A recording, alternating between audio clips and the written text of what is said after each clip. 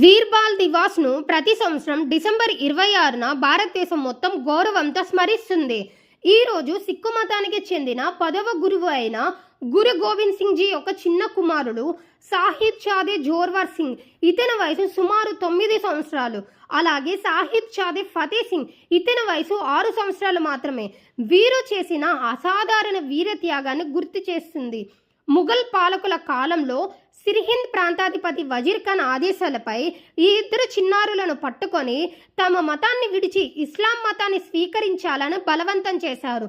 కానీ అతి చిన్న వయసులో ఉన్నప్పటికీ వారు ధర్మం పట్ల అచంచల విశ్వాసం చూపించారు. ఎలాంటి భయానికి లోను కాకుండా తమ గురువు చూపిన మార్గాన్ని వదలమని ధైర్యంగా ప్రకటించారు.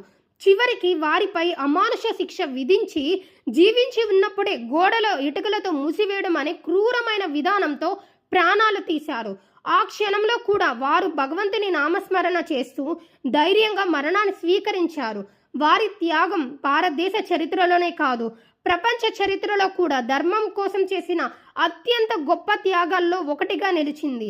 వీర్బాల్ దివాస్ మనకు ధర్మం, సత్యం, న్యాయం కోసం వయసుతో సంబంధం లేకుండా నిలబడాలనే గొప్ప సందేశాన్ని అందిస్తుంది.